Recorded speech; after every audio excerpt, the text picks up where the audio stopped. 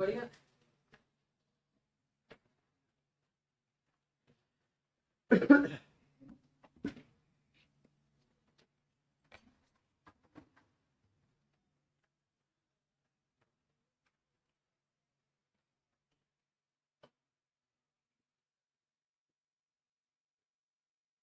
So again, good morning. So today we have back-to-back money talk, and all the talk is very important for your aspect. Even though we have a different three discipline, but definitely because these talks are not about the only pathology. It's a milestone talk for the entire agriculture. Taking the rust example to the wheat rust to the viral genomics, all this have breakthrough research in the area of agriculture research, not particularly done on pathogen. So if you are not belonging to plant pathology as well, then also you the entire competitive aspect or being a faculty to survey, you should have the entire information about the agriculture research. So this way another talk today. It's delivered by very prestigious scientists in the area of wheat pathology. Sir has currently head division of plant pathology at Delhi, Dr. M.S. sir. And before that, sir was there in Indian Institute of Wheat and Barley Research, that is in Karnal. So in his credit, he is a NAS fellow also. And all this wheat program, wheat trust program specifically, sir is a PI there, and he's done a lot of work starting from the wheat trust to UG99 and then come to the wheat blast. So all these eras are seen in Karnal, and the illustrious scientists in the area of this particular wheat research and wheat pathology. A lot of awards is in credit. If I'll start reading, then it will take time. But and I think not a single award left for that should be in the late shoulder of Dr. M.S. And many more may be coming in the future, but at least at this stage, everything sir has in this credit.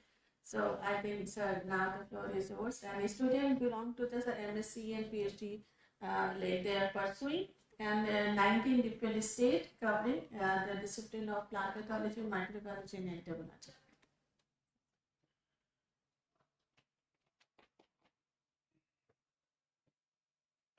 Thank you, Dr. Diba, for nice words. Good morning to all. So, dear students, after having a lecture on genomics by Dr. Supriya Chakravarti, taking you to the basic of the genomics, now we come back to some field research also. So, because basically this molecular and if our field genomics, field pathology, or field epidemiology. Without that, this molecular cannot work. If we have to do any genomics works in the agriculture, so we must first have a very good field scientist, good epidemiologist, good diagnostics at the field level, where we may diagnose in the lab marker, but farmer have to diagnose through the symptom. So molecular tools are important, but our field research also very important. And if both go together, then there is only success. So in isolation, both cannot work. And we should not forget the basic of our agriculture courses, and that is must. So where is? So if we start about the wheat is very important crop like rice for the food security of the country, not only for India but at the global level. And from the beginning, when during 20th century, these wheat varieties they were called as salts.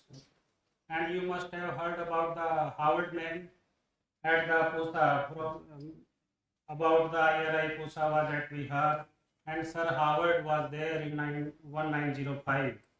And after that era of pre-semi-dwarf bread variety was there up to 1962.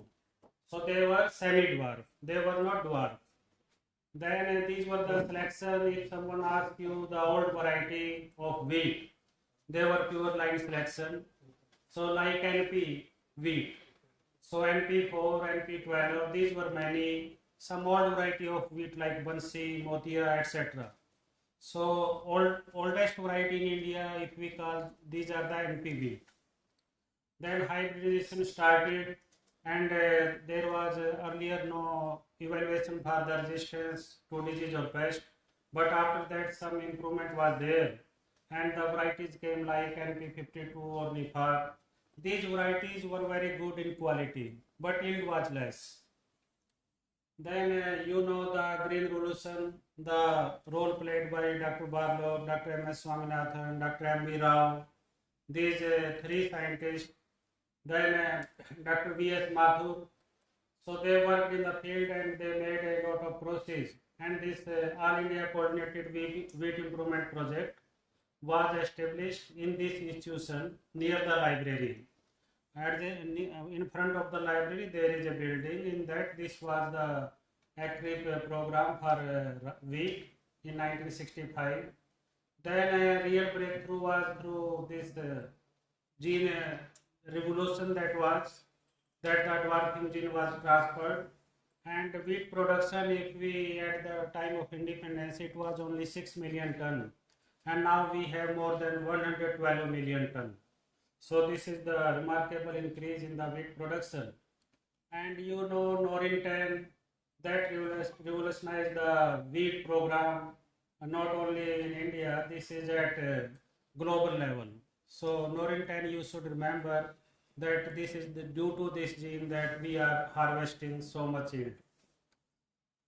This introduction from 1960, that led to the development of some modern varieties in India. Their yield was double. Like some example of 1960 varieties, Kalyan Sona, Sonalika. So this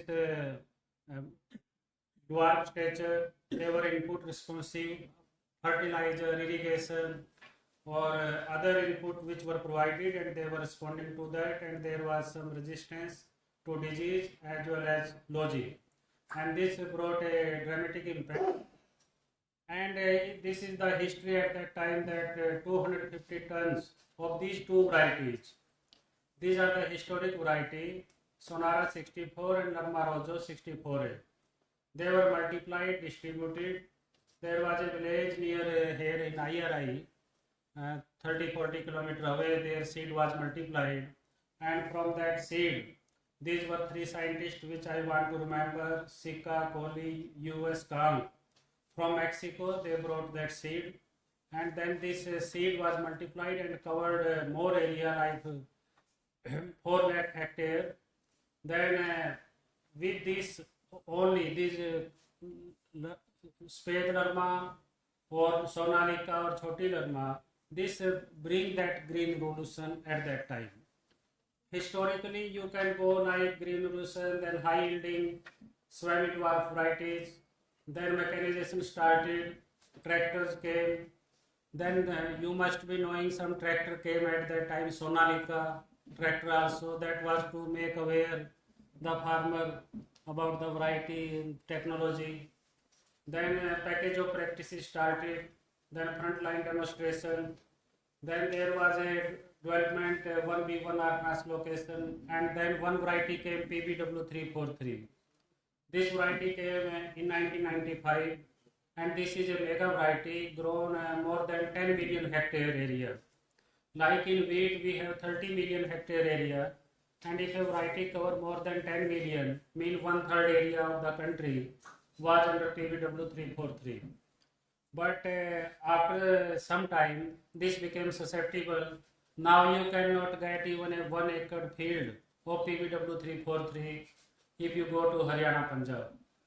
Then RCTs came, resource conservation technologies. Like earlier during the Green Revolution, more fertilizer, more irrigation, more tillage.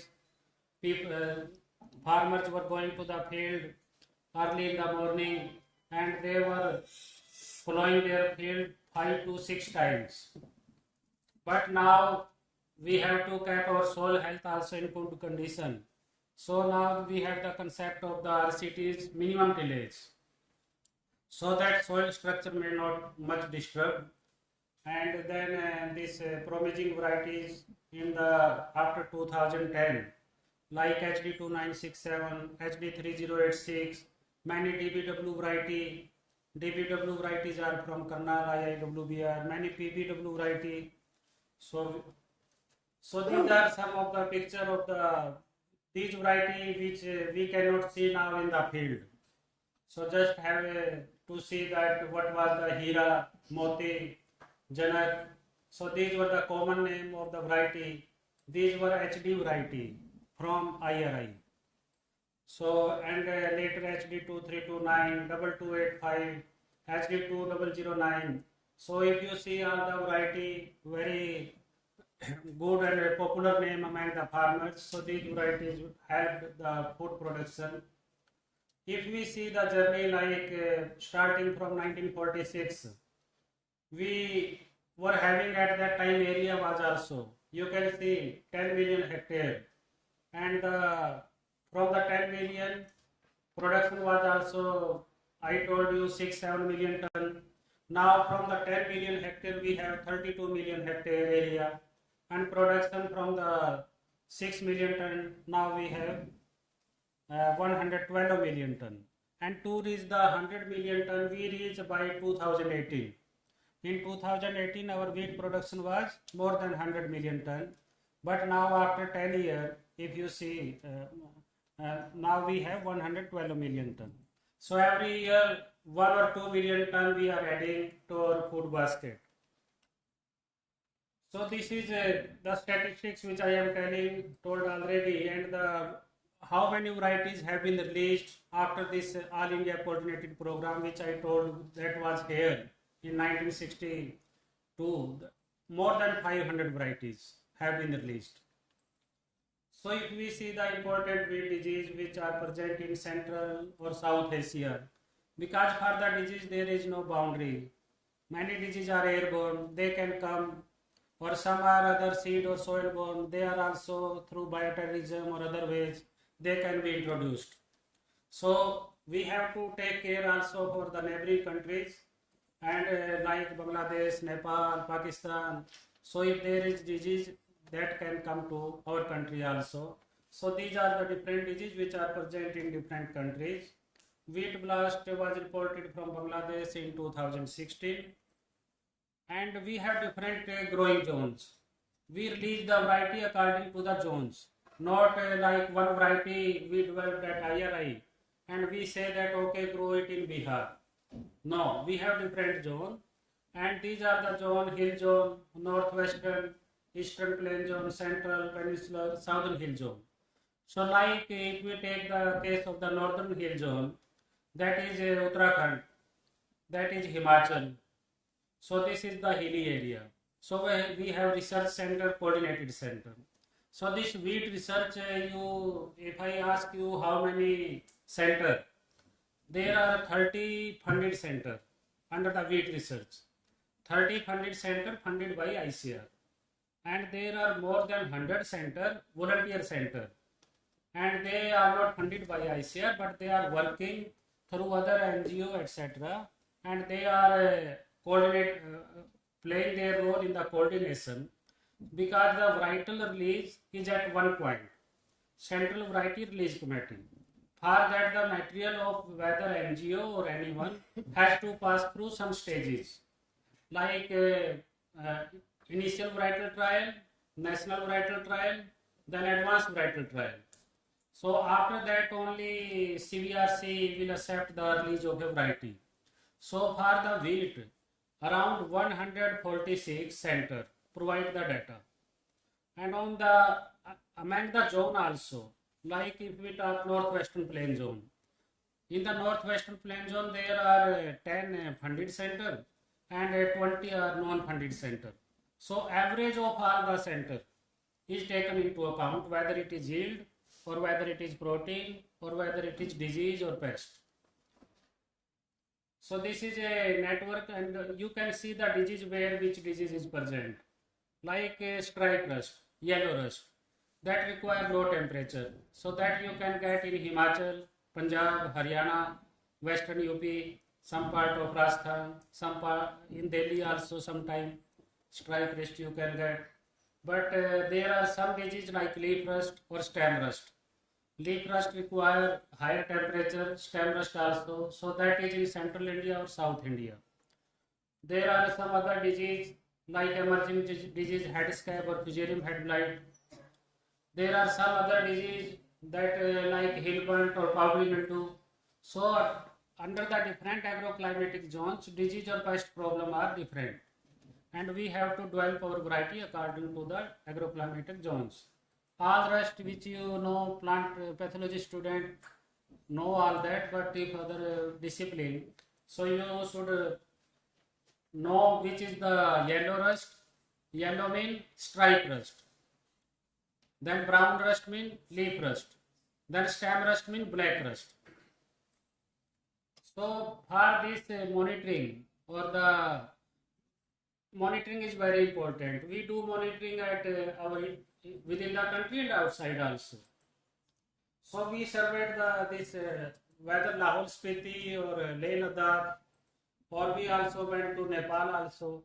So we collect sample there. So there is a international agreement that we or Nepal or Bangladesh or Pakistan, we can go under the SARC for the joint survey. And on that basis we identify and get some new pathotypes. And if we get any new pathotype question, then we can go for the breeding before that pathotype multiply and cause any epidemic. So if we can catch the first spot of a new pathotype, by the time it takes 6 to 7 years in the multiplication of inoculum, before that we bring the variety. So that's why there is no epidemic of rust during last 45 years. So these are some surveillance toolbox through which we can know where disease is present. So like if you see during this wheat breeding, rust resistance gene, food security, this is all helped in that during last 45 years there is no wheat rust epidemics. And you can see some genes also like LR, YR, SR. LR means leaf rust resistance gene, YR yellow rust, and SR stem rust. So these pathotypes, they are virulent on different gene. When like PBW343, if we take the example, in that variety YR9 was present, and new pathotype came 78S84, that was virulent on YR9. Then we bring other variety DBW17 in 2004-5. That DBW17 was grown in the large area and then inoculum reduced because pathotype could not get the host. But then due to the selection pressure and or mutation or survival of the pathogen, then new pathotype came after that. Earlier was 46S119. 46S119 was virulent on PBW343. We then brought DBW17, then other pathotype came 78S84. So this pathotype and the variety development goes side by side, and this is never ending process. We will go on breeding and pathogen will also go its breeding continuously side by side. So like UG99 also. So for that we also have to prepare, and this was in 98, though reported in 99, that's why UG99, it was in Kenya, and there are many variants for this, and due to those variants, this BGRI Barlow Global Rust Initiative started by Dr. Barlow in 2005. Under that agreement, because this UG99 not present in India. So this was in 98 and now it is 2024. Mean during last 25 years, UG99 cannot establish in India. It cannot happen that did not arrive by any means to India. This pathotype must have reached to India, maybe through some bioterrorism or any way. But that pathotype could not establish in India. because environment also has very important role, and our environment did not favor the establishment of UG99. So host pathogen environment interaction is very important. And what are the possible reasons for emergence of wheat rust? We sometime new variety that may be the natural spread, they will come naturally. Then there may be human guided spread or introduction. Then agriculture practices, climate, pathogen adaptation, or variety may they become susceptible. You know the resistance, monogenic, polygenic, and what is boom and bust cycle. Like PBW343 variety was having a vertical resistance gene. This YR9 that was grown on a large area, that was the boom. Then other pathotype came, then that was a bust, and now this PBW343 not even a 1 acre area from 10 million hectare. For that we should follow the approach of polygenic, that is slow rusting, partial or minor gene, but that is difficult to incorporate the minor gene. To incorporate the one major gene is easy for the breeder, but to do for the minor gene it takes time.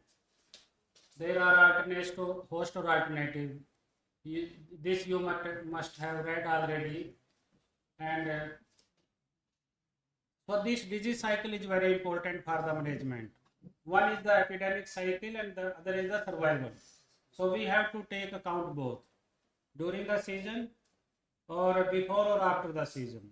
So if we have to manage any disease, we have to understand both cycle.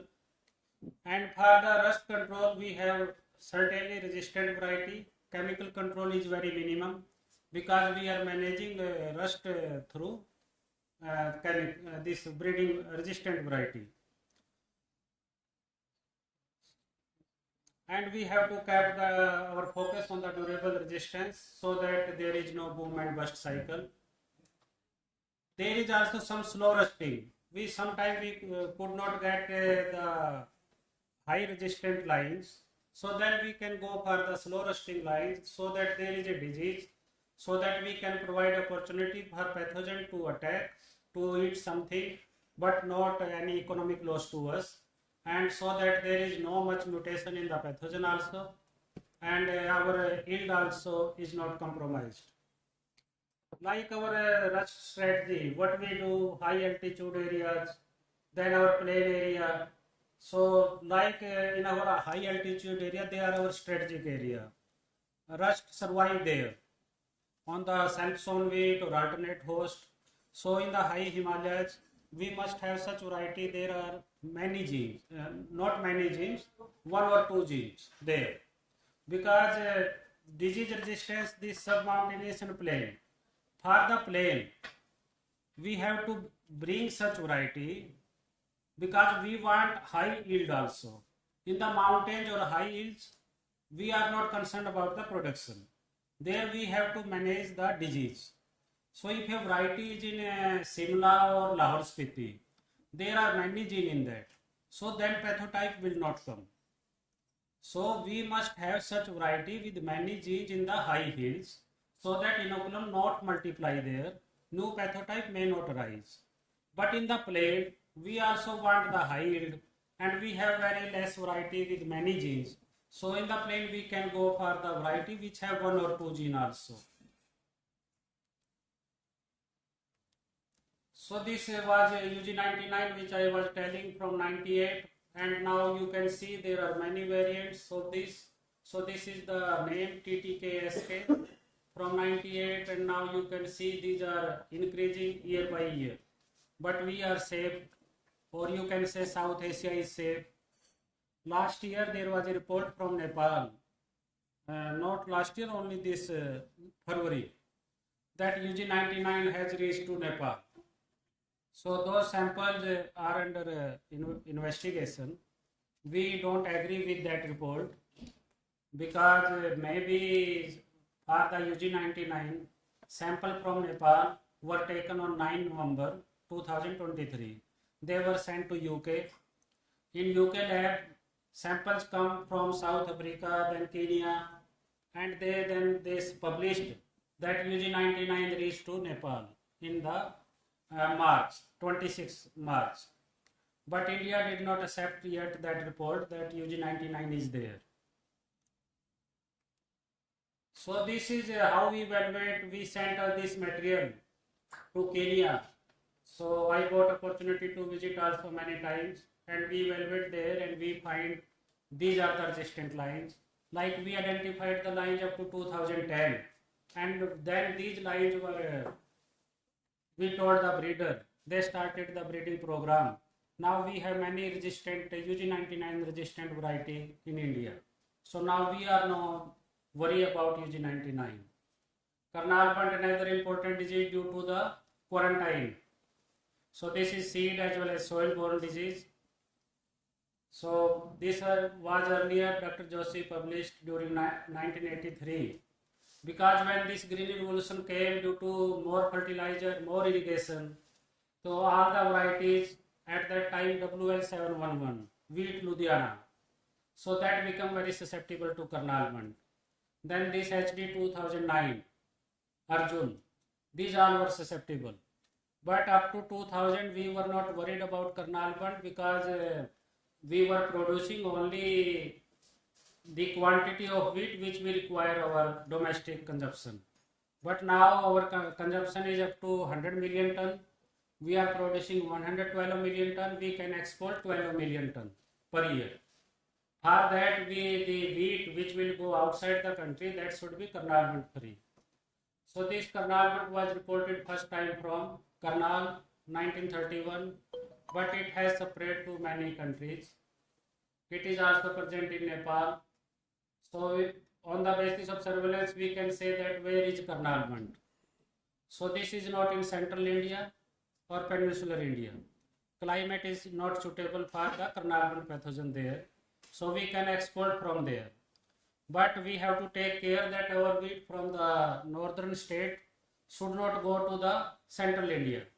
Otherwise, inoculum, as it is seed borne and soil borne, once any infected seed go to central India, that will establish in the soil and disease can spread there. So domestic quarantine is very important for this, but we cannot restrict the entry because for food, wheat is very important.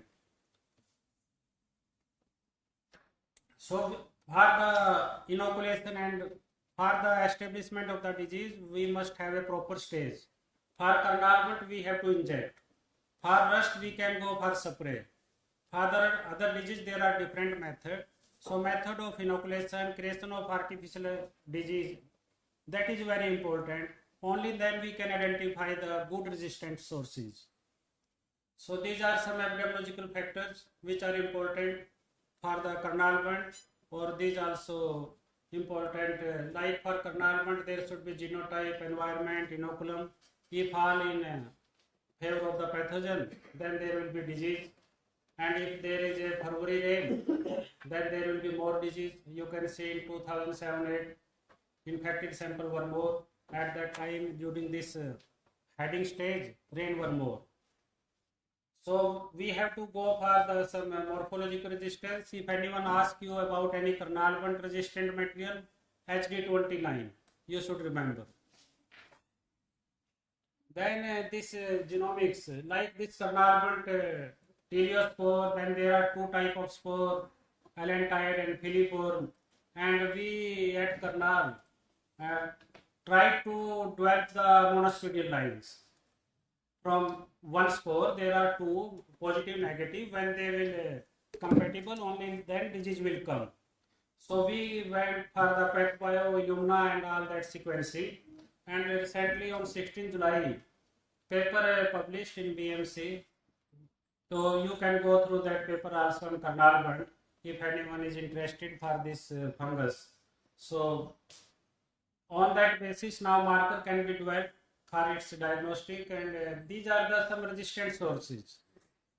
Like carnal band, resistant sources are very less. We have developed in association to PAU Ludhiana, and these are some sources which can be utilized for developing the mapping population or for other breeding work.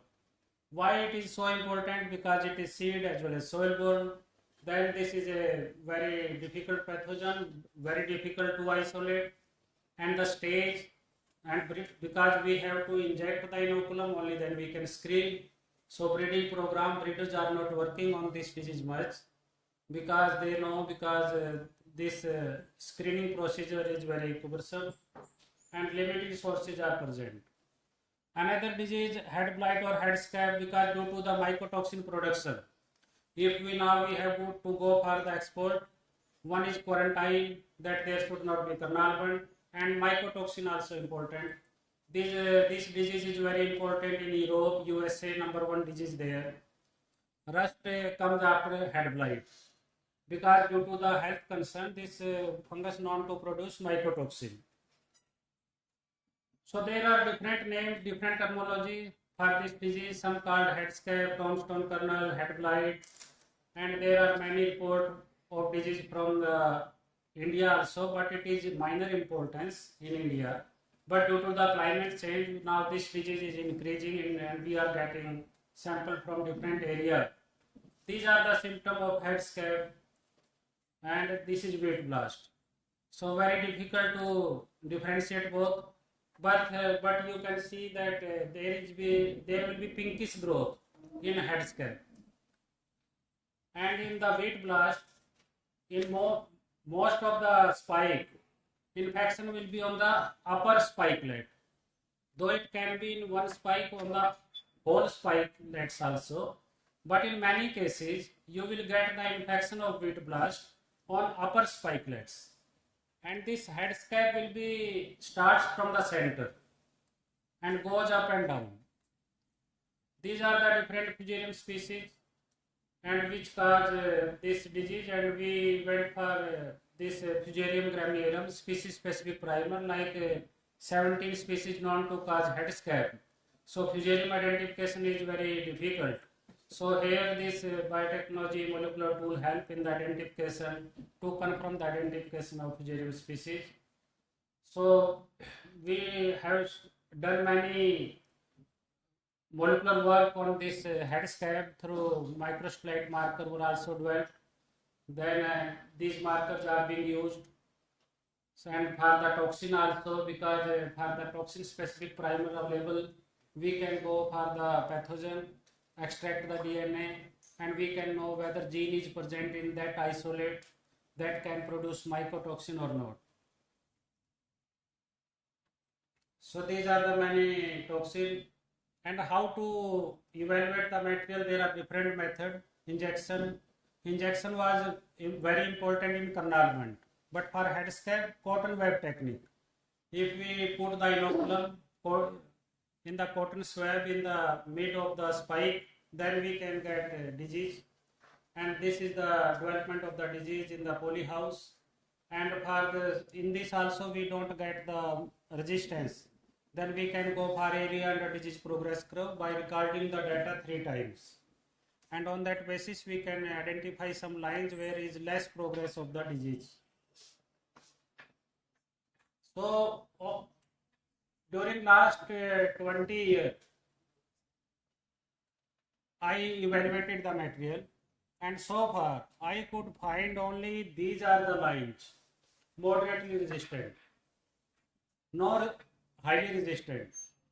So from 20-25 years, I could find, I evaluated more than 5,000 lines for head scab.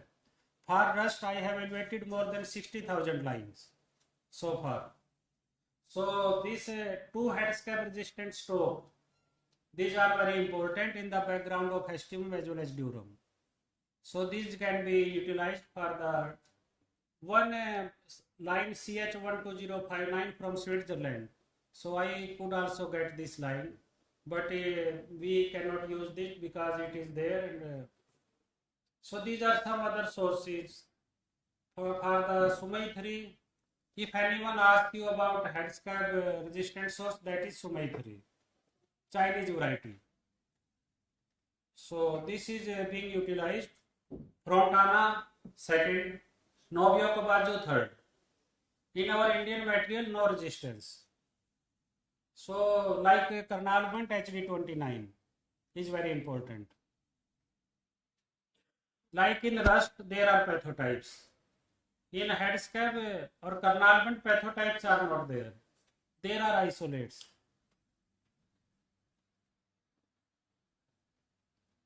So we have done some GWAS analysis. Then these are some militiny lines also. Chinese spring. So we have this material now at F6 stage, and we could get some lines which are resistant to carnalment or head scab or spot blotch resistance. So this is very good material. Another disease, just spot blotch is also very important, but that is mainly concerned in the Banaras area, northeastern region, Kanpur, Faizabad. So there this disease we can get because there is more humidity in that area, temperature is warm, so spot blotch hot spots are there. What are hot spots? Where disease occur itself, climate is favorable. So we have identified the hot spots. Like I told the 150 center working in wheat. So we identify the center, which center can work on which disease. If we have to work on strike rust, we have 10 center like Ludhiana, Gurdaspur, Karnal, Jammu, Srinagar, then this up to Delhi.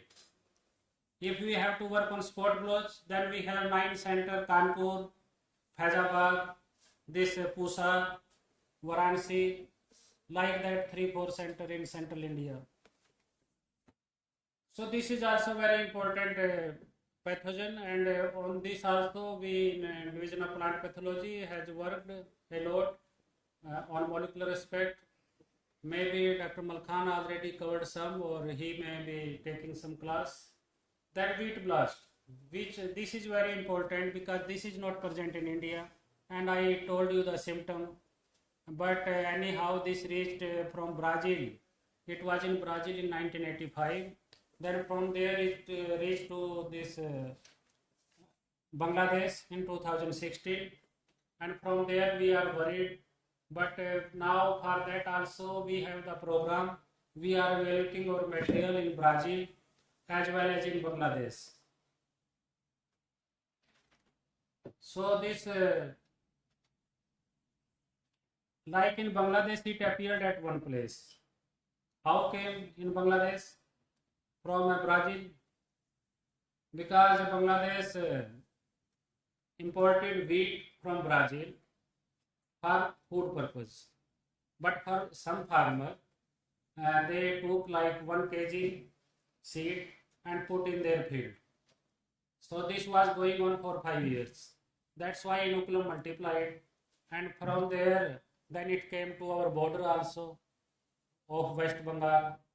So in our some field also it was there, but then we have to decide for the wheat holiday in our West Bengal area for 3 years, that in the 10-kilometer area that farmer cannot grow wheat on the border. So with that intervention, that inoculum could not come to our side, and we are free from this disease. So these were the strategy wheat holiday which we did at that time.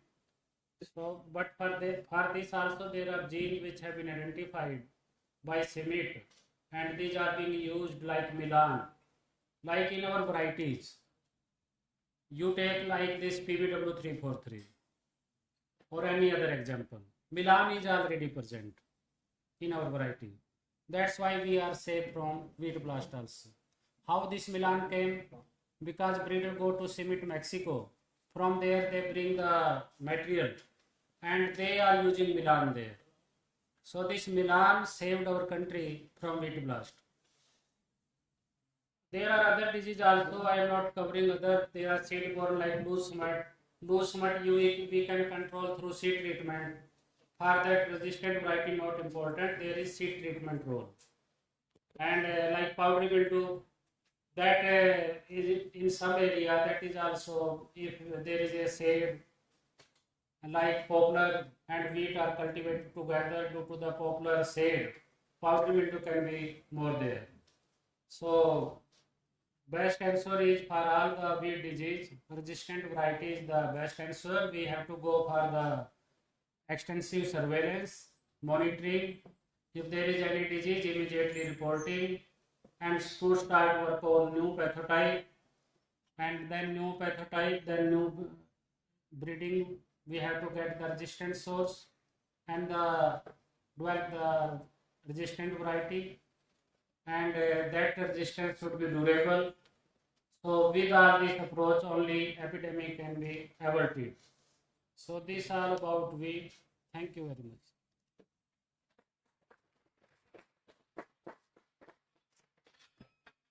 If anyone want to ask any question on wheat disease, you can ask.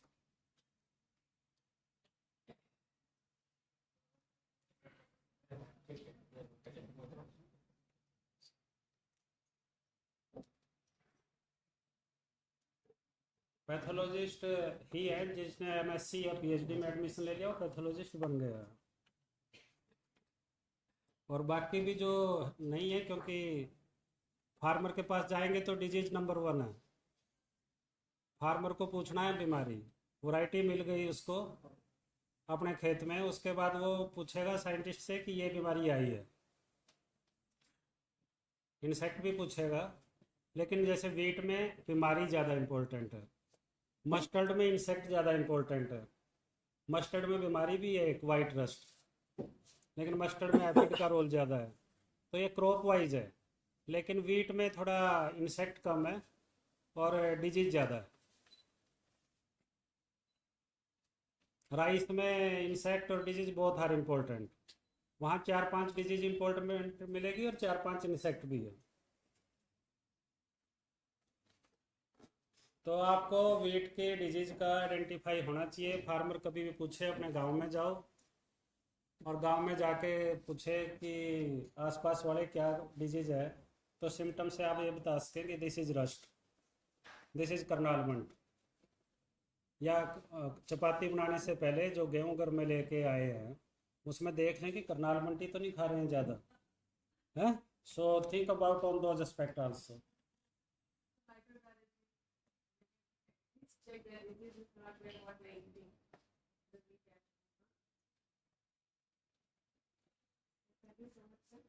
Thank you madam. वो तो हो गया madam, ले लिया तो पहले दिन ना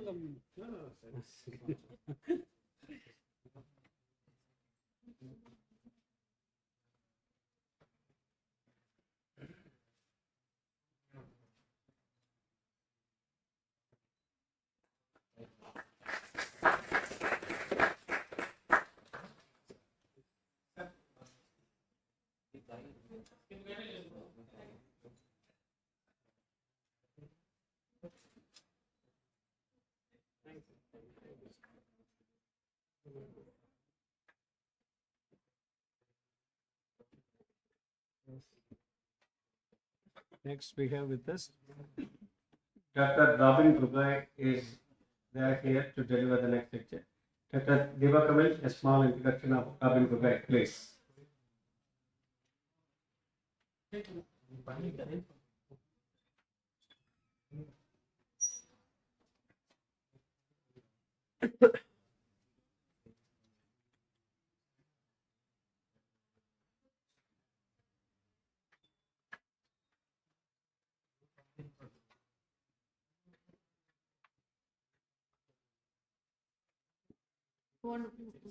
Everyone has waters with them?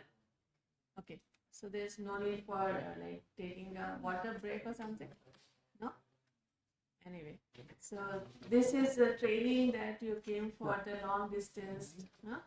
So for 10 days in Thailand, so we don't want to waste a single minute for you. At least this is hectic for you also, but this is the maximum what we can give you, that we are trying to give you the maximum. Take in a positive way, not a like madam is always every time the next speaker is there. But person is coming for the so long to deliver a lecture for you. So that also, that much importance people are giving for this training. You also take the maximum from that. So in the queue of morning lecture series, today we have the third speaker with us, and that also pathology. So we have today this afternoon Dr. Robin Gugai. He is a professor in the division of plant pathology and is a wonderful scientist, is field scientist in the respect to the maize pathology. So sir is a very basic worker in the field, and a person in the IRA, a single person in the IRA, in the morning you can see in the cycle, and afternoon in the bike, and the evening in the car. So that person, the single species is available, I think, in IRA. In Netherlands, it's very common, but in India, it's very rare these days. So we used to like thinking the sir in the cycle, हम भी चलाना चाहते हैं, but ठीक है वो नहीं है अभी, that we are not in practice. And that's why the love he has from the field, the morning whenever he's coming to the field is coming with the psychic, because he has to go deep in the field, and lot of research he has done with these differentials and this number of years germplasm evaluation, as well as lot of work has been done for nanoparticle for the management of. So here, and in addition to plant pathology field, from entomology also you are here, and microbiology also is not it present, and any other discipline, and so that's why those who are from plant pathology field, they will get more interest. So anyway, but technique or technology is same for other disciplines also. You can have an idea how to apply those techniques and technology in your own field and own field of interest. And let me proceed.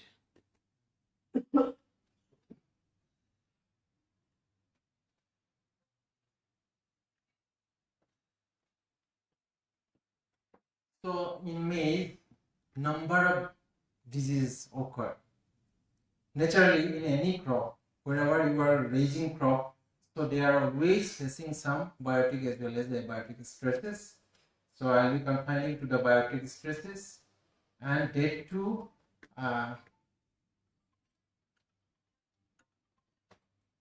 let me change it to flight mode.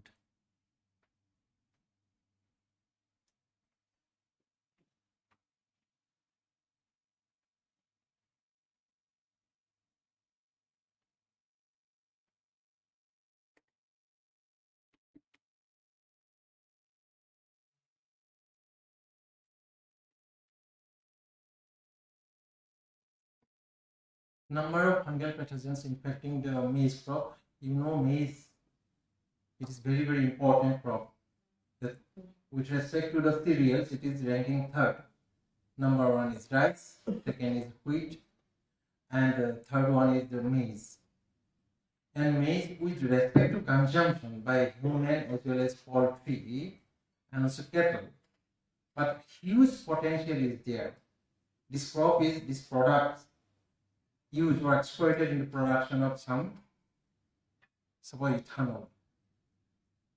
Example I am telling. So this is called queen of cereals, and very frequently, irrespective of any this agricultural zone where maize is grown, so you will find this disease, maize leaf blight disease, MLB. It is also called as southern corn leaf blight, SCLB.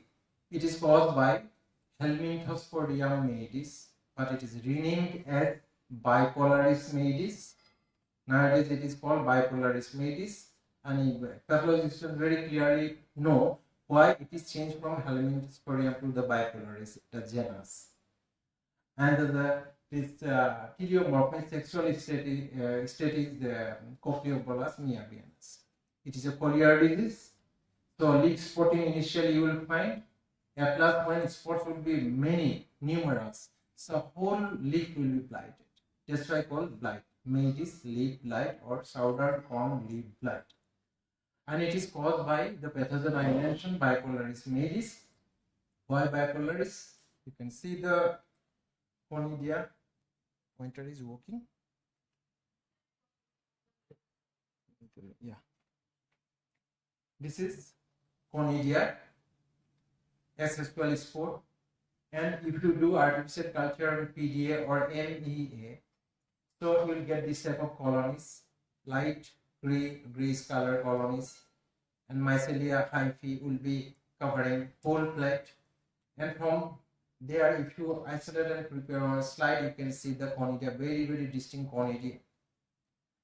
And from the conidia, both the ends, up or down, right or left, both the ends, the cell of the conidia leads to germination. That's why bipolar germination. But in case of all helminthosporium, you will not find. It will be only from one cell it is germinated. So that's why it is called bipolar bipolaris, the genus. And so after isolation, in the one lecture, Dr. Rohit, he mentioned what are the techniques we should apply, or he has been applying for identification purpose. We are also practicing same.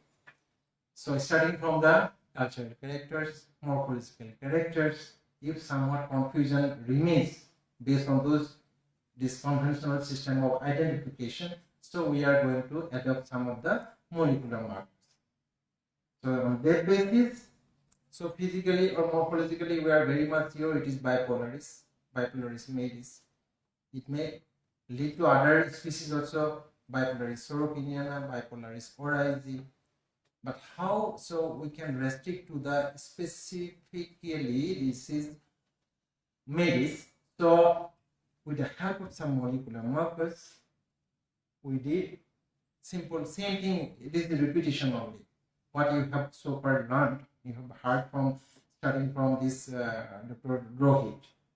So ITS, he told ITS very reliable marker, internal transcript spacer. So we also practiced. Before that, what was this molecular markers used? So here you can see RAPD. You know RAPD. SSR marker also used nowadays. RAPD obsolete now. Random amplified polymorphic DNA. So that we adopted. But in that case, what happened? In case of ITS, you will get the single band, very clear, very confidently. You know if particulars of maybe 550 base pair, 500 base pair, 600 base pair, 650 base pair. But in case of RAPD, what happens? Many, if the polymorphic markers you are using, number, serious, hundreds, thousands of RAPD markers are there. You have to choose, you have to apply. So this polymorphism you have to see. All the markers may not lead to the polymorphic band formation in case of RAPD. So since so many bands are formed, so you have to put into making dendrogram. UPGM analysis you have to do. So that cluster analysis you have to go for. So here only 5 isolates were collected and taken, and this put into ITS test, and also this RAPD. Same thing. So that way initially, but we didn't continue that work. So 31 RAPD primers were used. Out of 31, all the markers were not actually good. So only 21 markers, these primers, not markers, primers. So they could amplify. Based on that, we prepared a dendrogram. And next strategy we took is ITS application, ITS 1 and 4. Another, at last we also did ITS RFLP, because next to RAPD, then RFLP was also very popular. So that way also you can narrow down and come to the almost correct identification of anything what you are targeting. So, and another, suppose 3 housekeeping things. Dr. Rohit also mentioned this is starting from this ITS, beta tubulin, then COX, then TF, elongation factor. So that way we did. Same thing I am repeating here. And based on RTS, RFLP also, so you can narrow down and come into conclusion. And from that band also you can go for sequencing if you get some variation in the sequences. You may get or may not get.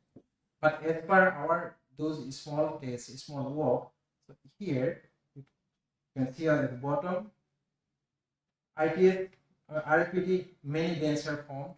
Then you have to form the EPGM, put into EPGM analysis, then dendrogram making. But in case of ITS, test single band, very clearly you will know.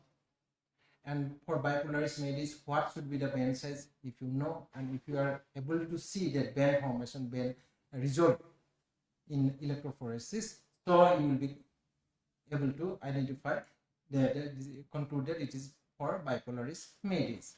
Similarly, for ITS RFLP, here what happened 1, 2, 3, 4, 5, 6, that way few restriction enzymes were used to restrict, to cut down those ITS bands. And after that, you have to see the this bending pattern.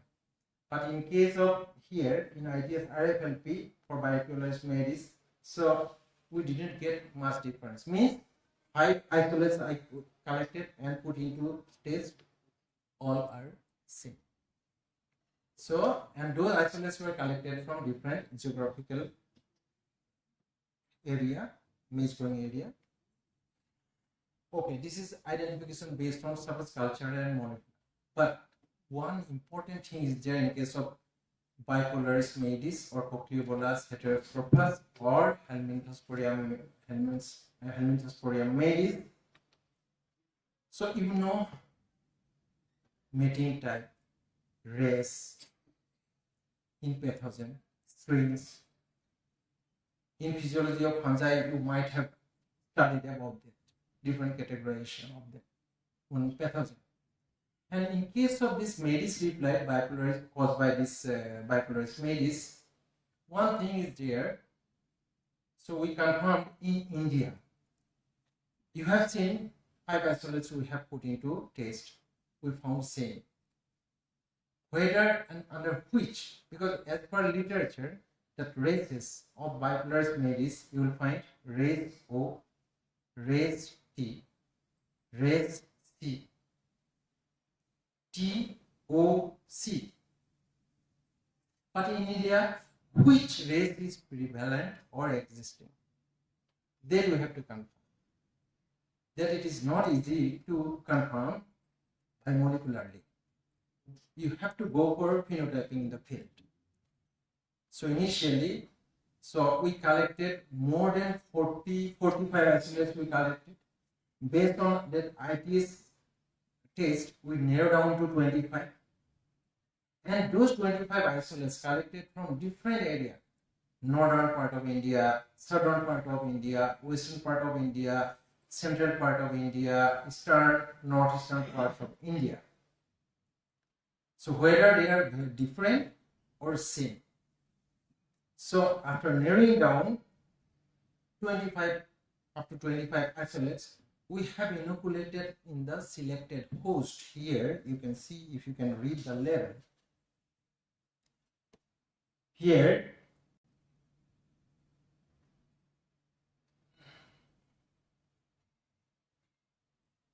this is a CMSC. Okay, this is normal cytoplasm. CM119. This is a highly susceptible means inbred line for MLB. And this is CMST and CMSS. 1, 2, 3, 4. 4 races we are targeting to identify. And here cytoplasmic male strain. You know, very this important history caused by CMST. What is the cytoplasmic male strain? So that one very important. Means in cytoplasm that that gene is there, for which in a particular locality, that is southern part of USA, so it became havoc and entire this maize crop was devastated. And here the S, C and T, and those lines we collected with the help of maize breeder, and we inoculated in 3 replication of each 25 of those isolate. And here very clearly you can see this is normal cytoplasm. where we call O. Heavily all the foliar parts is blighted.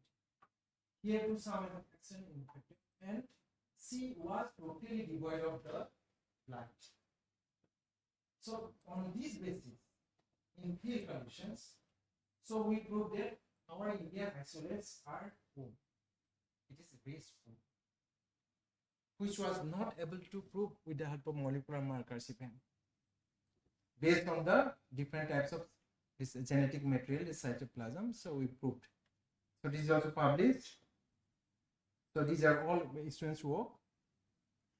And after that, then every pathogen releases secretes toxin to kill the cell or tissue where they multiply after infection.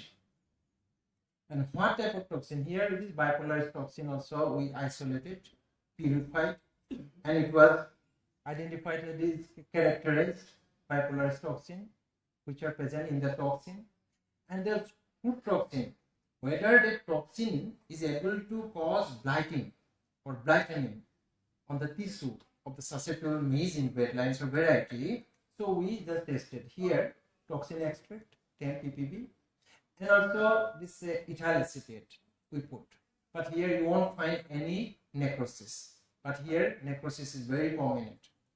So this, if we can put into produce or extract large quantities of this bipolarized toxin, because in field Dr. Diba madam has mentioned that I am field worker. Okay, she also field worker. Everyone, you also field workers. It is not only confined within these walls. Now what happens? What we face when we are screening number thousands of these entries? It is very laborious. If we can have this type of toxin, pure toxin, which is not possible, but it will be costly affairs. But in a small room, we can screen number of germplasm, where it will be susceptible germplasm, they will be having the necrosis, and if they are resistant, so toxin will not act. So that way we can, it will help in the quick and also quick evaluation or screening of the this maize entries for resistance or susceptibility to medicinal plant disease. And similarly, so after that, as part of based on our academic interest, so we tested when we are inoculating the pathogen into the host, how susceptible as well as resistant this host reacting. So that can be judged or evaluated based on some biochemical markers like enzymes, PAL, phenylalanine ammoniase, then chlorophyll is also there, and many other lipid peroxidation. So that way we analyzed. So I am not going to describe these things. These things, we have to analyze those things. What in case of, so in thumb rule, is a thumb rule. So in resistant plant, you will get the higher level of those enzymes as compared to the susceptible host. And similarly, chlorophyllase, that enzyme will get, suppose chlorophyllase, so that you will get in higher than susceptible as compared to the resistant. That's why so chlorophyll is damaged. Same thing. So by biochemical marker and also QRT-PCR also we tested the expression of those selected, suppose enzymes. This phytophytonase, this chlorophyllase. Simple way. So few only I have shown you. Now come to the another story of this maize. This is also cause of concern, lying for years together, so many years. It is not only problem of this maize, because maize, when after harvesting we are keeping in dump in store, then that problem comes. This is aflatoxin, this contamination. This is huge problem you will find in case of the groundnut. You know very well, and most some of the cereals and some of the legumes. But in maize you will find the cord blood, because it initiates in the field itself and minute when you are storing or transportation time. So this will multiply. These two fungi species are two species of one fungus this involved to cause cord blood. Of course, cord blood is caused by other this fungal genera also. The leading one, number one, is Aspergillus flavus and Aspergillus parasiticus. So aflatoxin, Aspergillus flavus. From this, so parasiticus also cause this toxin contamination. So this is also regarded as aflatoxin. Now these two are the species, and these are the infected cob and individual grains. If you separate from the cob, you will find this contamination.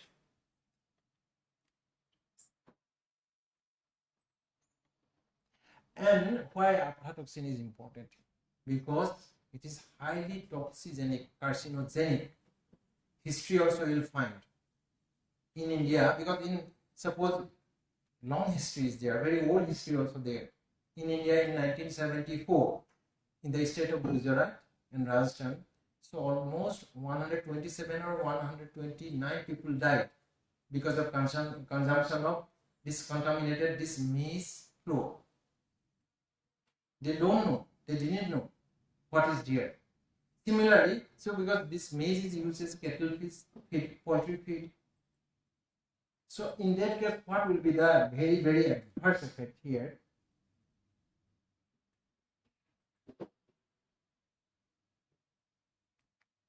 See, reduce cattle growth, poultry also suffering.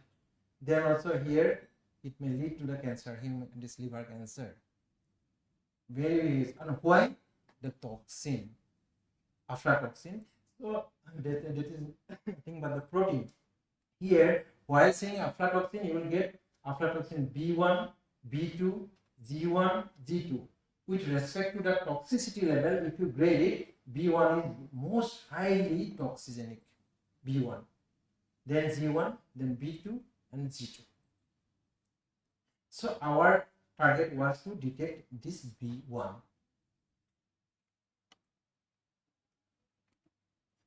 And here number of isolates were collected. So this morphologically, culturally we identified.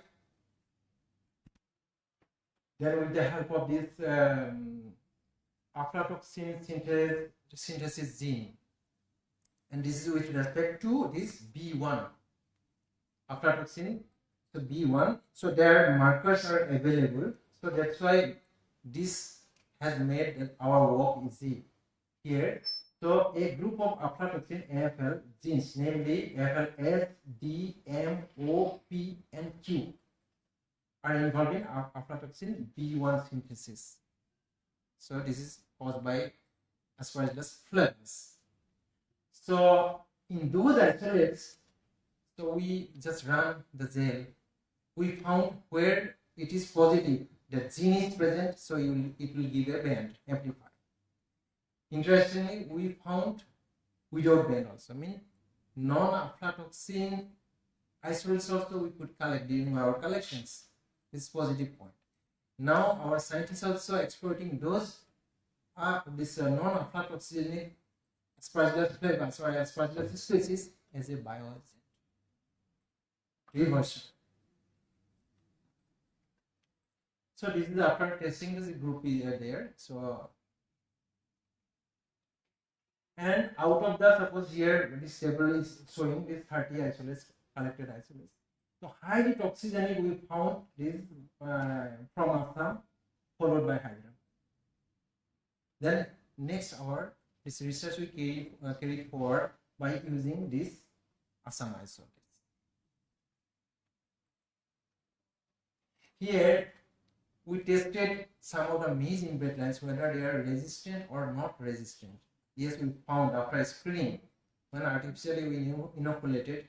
So we found there are some this very good inbred lines like this 2, 4, 5, 6, 7, 9, 17, then 22. So they are having resistance property, where this Aspergillus flavus could not infect, and even though it was infecting, so it is very less. And after that, so we isolated, and this aflatoxin B1 also we extracted and characterized through HPLC. And so this proper characterization you have to go for GCMS.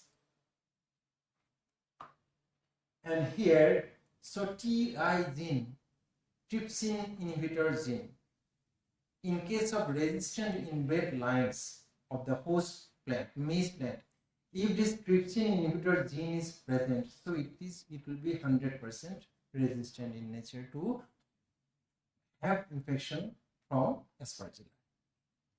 So that way we screen. We found there are some inbred lines are having this resistance to aflatoxin contamination. Those also you can characterize that TI protein, trypsin inhibitor protein. You know this expert technique. I am showing techniques also. How this SGS space, why it is used, you know. After that, you can go for this hybridization method like Western blotting. So with that also we identified, so that trypsin inhibitor protein exactly at 14 kilodalton we found as per literature, and also we detected. Our target is to have to fineness to obtain this 14 kilodalton protein from the maize host, means inbred lines. Then only it will exhibit proper resistance to this aflatoxin or this Aspergillus contamination. So this is also the same thing, grading. I am not going to elaborate. Come to the another one. There are many, I told, many fungal diseases you will find in maize, but everything we cannot cover here. So another very important disease, banded leaf and seed blight disease. So popularly, to make the farmers easy understanding, you can call them as python skin disease. Why python skin disease? You can see the photograph here. Have you seen python in the jungle? Or in photograph? On the skin, very big patches you will get. It is resembling to that skin of a python. That's why it is python skin disease. It is caused by Rhizoctonia solani. It is the most notorious fungus, very strong. So this is the fungus having widest host range, irrespective of any family. Even woody tree also affected by Rhizoctonia solani. Similarly, this Rhizoctonia solani from a special Sasaki is a causal agent of banded leaf and seed blight disease. So if it is infected from the stem, and also whole leaf will be blighted. So you are not going to get a single crop. Very dreaded. And it is appearing in the highly, so during this, these are rainy days now. Very good environmental condition for this fungus. So here, and so this fungus, for identification purpose, you won't get any conidia or spores. It is non-sporulating fungus. Only the based on mycelial characters under microscope if you study, so you can identify. So here, very septate mycelial get, and the branching point of branching, you will get the it is almost this 45-degree angle branching pattern you will find, very clear. And at exactly at a point you will get the tapering, narrow, and very bigger in size. If you measure with micrometer, the plate you will get a very big. So this is the identifying feature. Another feature is there, if you culture in media and keep access, or even on the natural host also. Here you see on the infected crop so many black structures. Can you see in this maize, in infected maize? Those are called sclerotia. These are hard structure. Mycelial mass, they are composing, aggregating together. They transform into hard structure. They will fall down in the debris, or they will remain in the soil for a long time. and it survives for 8 months, 10 months without host. When some host will be cultivating or available for the pathogen, it will infect. So that way it can complete its life cycle. So now for this pathogen, what we did,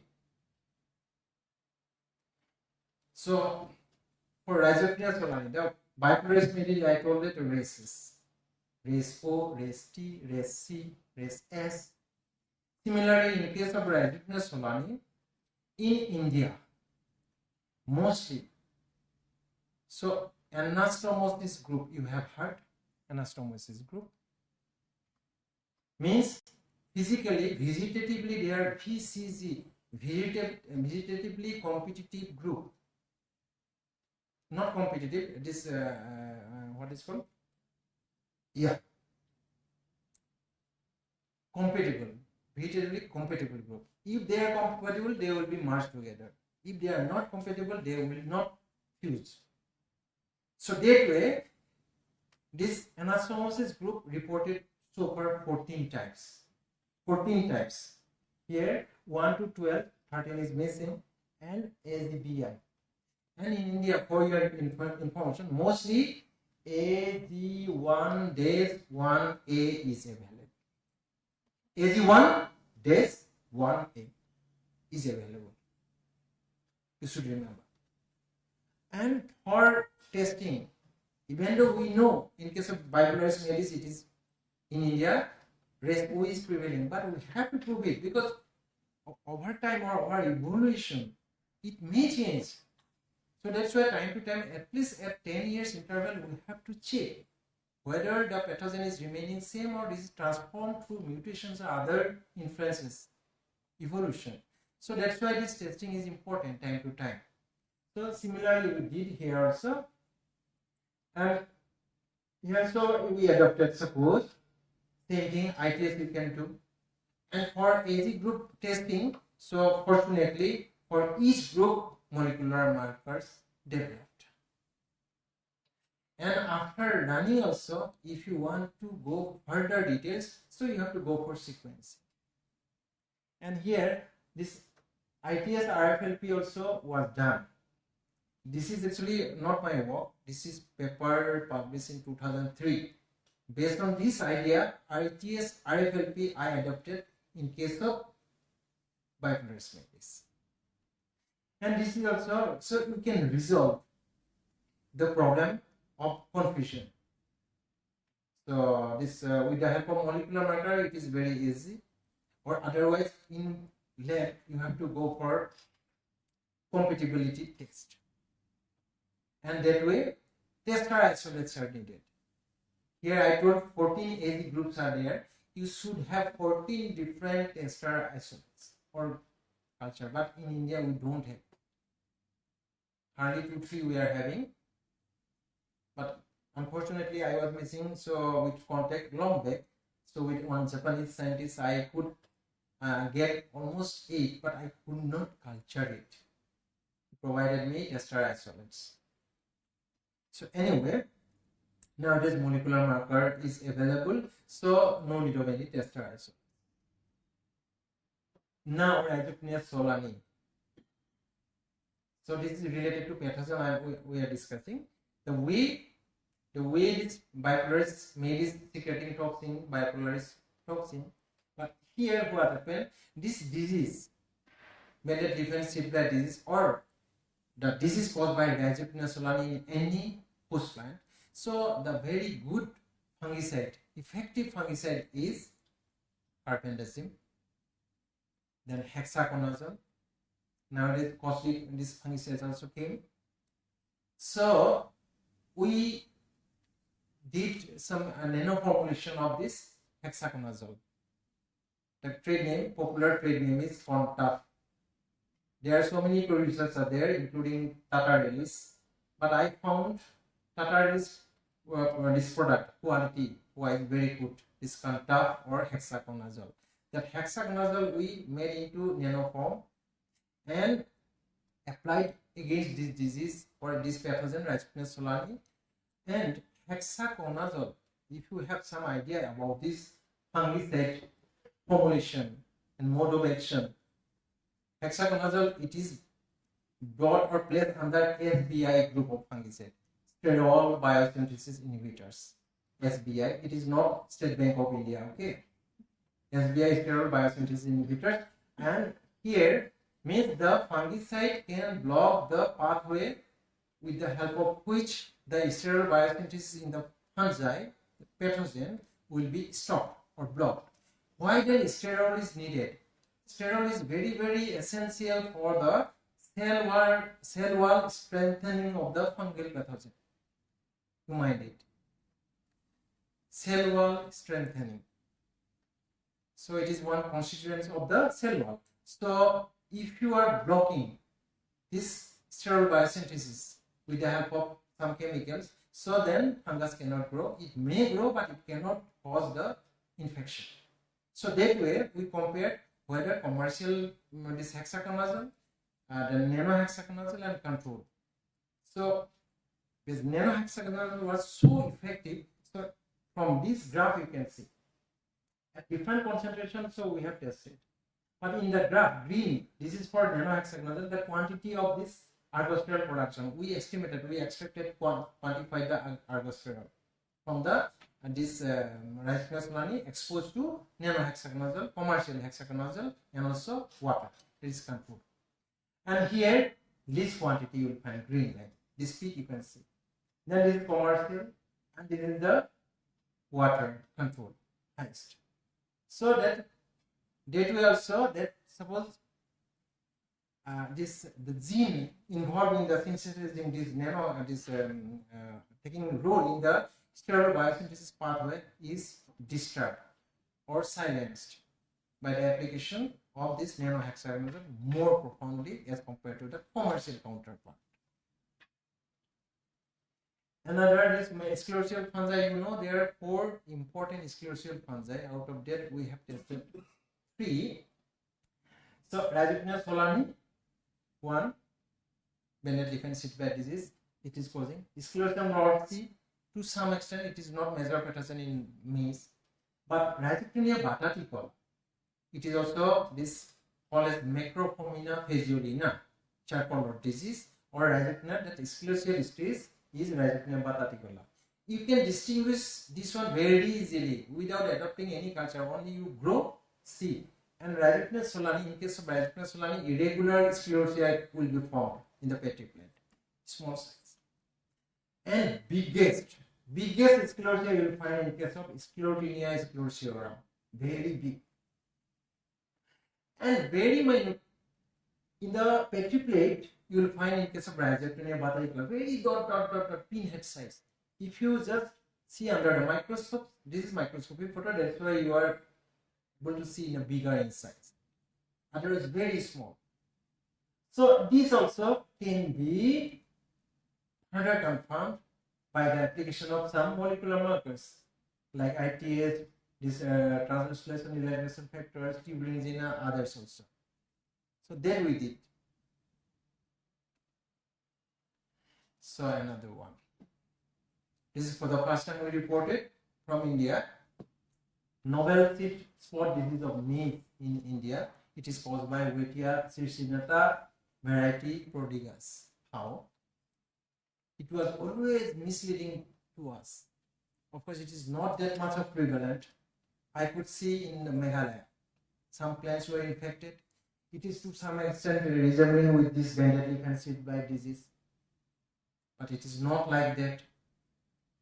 Then it is okay. Python skin type of symptom you won't get. Spotting you will get. It is restricted. That's why I named it maize brown seed spot. Maize brown seed spot. This is artificially produced. So initially it will lead like this, and later on it will be remaining like this. It won't extend further. But in case of this BLSB, very you cannot measure. And so many blighted area will be merged together. It will be very long. But in this case, it is always restricted. So this one also morphologically it was really confusion to conclude. what is it, but it is not, it seems to be BLSB, but it is not exactly like that. Then with the help of molecular marker only we could resolve this problem. And culture wise also, you can see this culture character almost same. One photo, can you remember myself photo in Rajpura Solani? It is also same, but here they are a bit slender. Rajpura Solani is very big. If you measure a bit, it is bigger than this weight here. And branching pattern also same type. This 90-degree angle.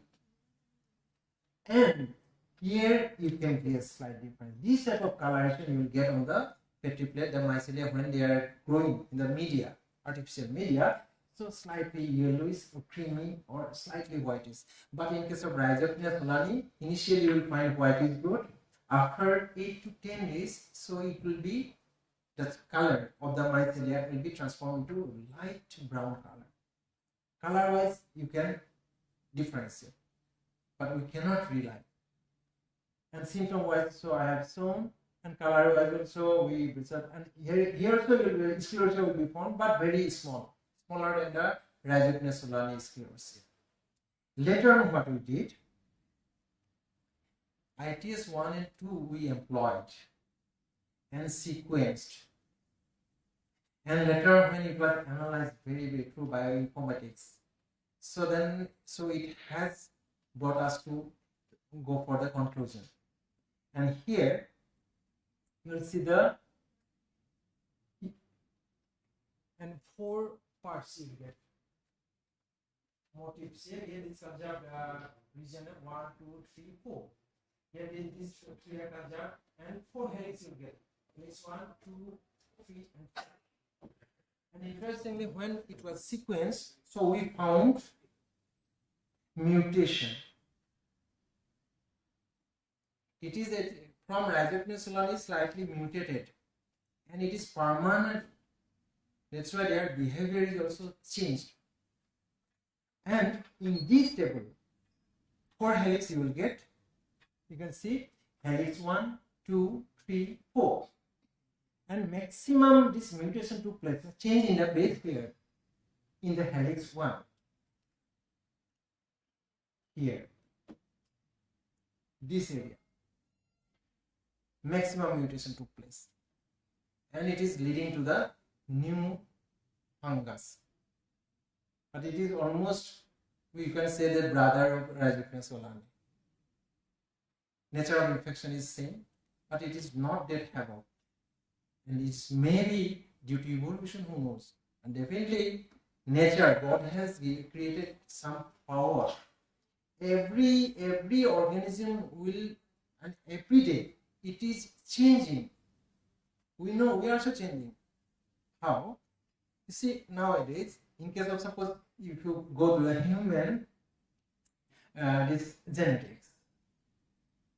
So Oriental people, Aryan people, nowadays because of intermixing and also over evolution, so everyone is looking almost same. And after suppose 1000 years, so there would be very difficult to distinguish which is Aryan or like that. So similarly in case of organism, other organisms also evolution is going on. I think perhaps this is the actually impact of this evolutionary effect of this on the Rhizoctonia solani, and they are transforming to the another type of this fungal pattern. Lastly, because it is taking time, this I have talked only the fungus. Only one example I have taken for bacteria. This is the bacterial stalk rot, BSR, bacterial stalk rot. So it is caused by Dichiasis. Earlier it was called as Armenia chrysanthemi, PV, pathover, pathogenic variety, pathover Z, because Z, Ziamase. So, and continuously it is raining. If you visit the field and maize is there, those who are early sown maize, so there one or few infected plant you will definitely get. So it may lead to confusion. There are two stop rods, Pythium stop rods, bacterial stop rods. Both are slightly different. In case of Pythium stop rods, very simple, it is so fast. It is infecting the basal part of the stem, and immediately the plant will become very weak and it will fall down, twisted and fall down on the ground. On the other hand, in case of bacterial stop rod, infection will take place. The bacteria will cause infection, but plant will remain standing, and this type of rolling you will find. And in case of extreme severe cases, so it will be falling. And here, too much of acric odor you will find in case of bacterial stop rod as compared to Pythium stop. These are the very distinguishing visible features. And here also we confirm, and that initially it was this named as Arduinia chrysanthemum. But that Arduinia genus also slightly changed in the year 2005 to Dicia, based on some characters, whose characters could be distinguished through or with the help of some molecular markers and nature of and type of infection into their respective host. So morphological culture after isolation we did in different media based on color you can compare. And also this after isolation pathogenicity test is must if you are doubtful. So cross infectivity also was tested here in host maize, so it is infected 100% positive. And cross infectivity tested in rice, potato, tomato and banana. This banana also, this is wilting, and this is also this tomato wilting. Then in case of rice also, this Dicia orazi. In case of rice, there is species, but Dicia Z also behaving like Dicia orazi. To some extent, it can also cause infection. Means cross infectivity positive in case of rice also, and in potato. Soft rot of potato.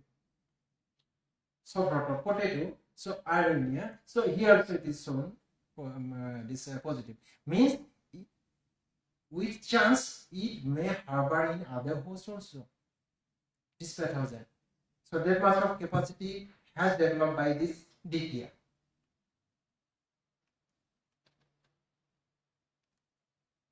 And various tests also we did in the different culture media, and in different culture media the culture characters also changing and specific characters, so you have to note down, you have to compare with the existing literatures.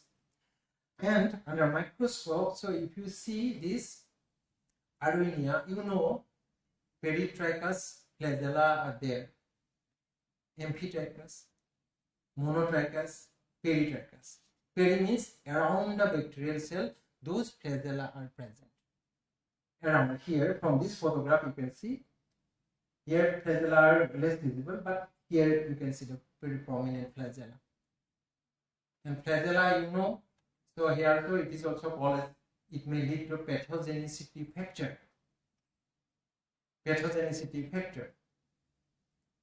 And if we say pathogenicity factor for bipolaris malis, one factor is there, melanin. Melanin is one pigment. This is giving the brown coloration. Melanin pigmentation. So we have proved in bipolaris sorokiniana, in wheat, the wheat pathogen, and bipolaris malis, when we silence the synthesis of this melanin, that gene, so we produce albino culture. Albino, you know, otherwise, can you remember the culture of bipolaris? Brown color, light gray color. Albino means colorless, white color, white colony. Albino when you are infecting, so you are not able to infect. Similarly, we have proven in case of wheat as well as maize also. That is, in that case, melanin is, even though it is a pigment, so it is having some pathogenicity. Similarly here, flagella not only help in the locomotion of the bacterial cell, so they secrete flagellin also. Those flagellin is very dreaded. that may lead to the disease development. Here also based on cultural characters, these are traditional methods, but you have to go for. You cannot avoid, you cannot directly jump to the molecular, because as compared to molecular, it is comparatively easy but costly. So here, so based on suppose pathogen, it is pectate like gene also. We collected lots of this bacterial isolates DKG and found that it is positively. So it is DKG only. But same marker, this pathogen marker, if you put into the other one, out group. So again, like GENOMICS campestris, and this RNA keratover. So you won't get any band here, no band itself. You know how to conduct this type of experiment very well. So apart from that, pathogen amplification. So we went for this 16S RNA and also some housekeeping genes like which is MLST, molecular sequence analysis, MLSA. We did here, so 16S RNA. And so this here housekeeping genes like REC and GALB like that 5 we took, and accordingly we could characterize and identify and concluded it is this DKG causing bacterial stop rot disease in maize. This is what is 5 MLSA, this housekeeping genes. So that way each gene is giving the distinct band of a definite size. So these are some of the outputs. So in this line, so recently it was done by one PhD student. So some more works to be done ahead. So like this characterization of HERP gene, hypersensitive response, as well as it is the pathogenicity factor. So this is governing HERP gene.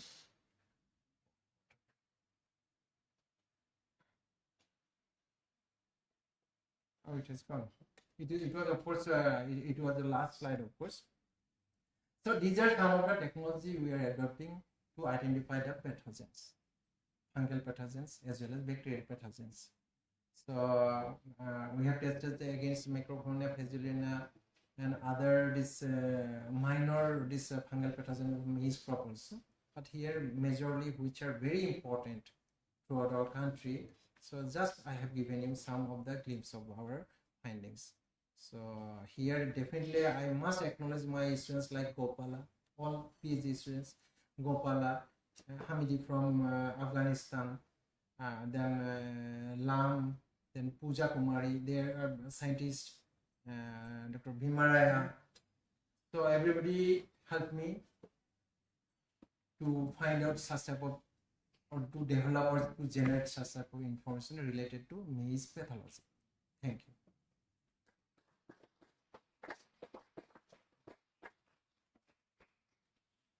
Any quick question?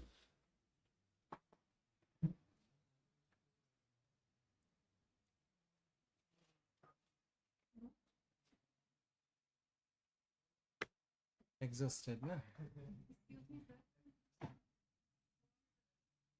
Identification for molecular marker, pathogens.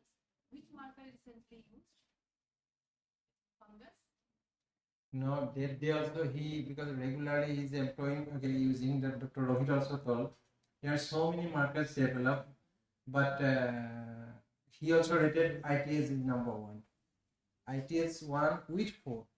ITS 1 with 2 also some people use, apply. Because after that I'll take the test. Yeah, because Madam is also doing that one.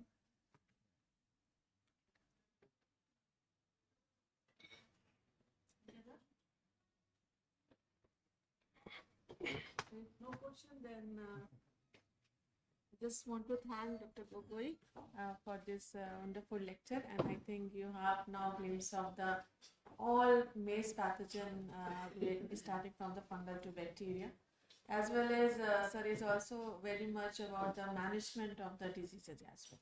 So that part, I think if you have some doubt, you can later discuss with the sir about this, any kind of management practices for the specific to disease. So thank you, sir. Now I request Suresh to felicitate sir with the flower pot.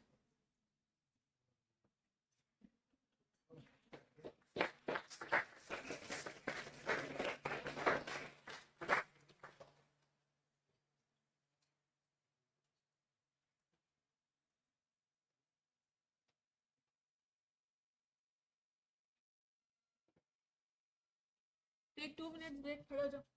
खड़े होकर दोबारा बैठो.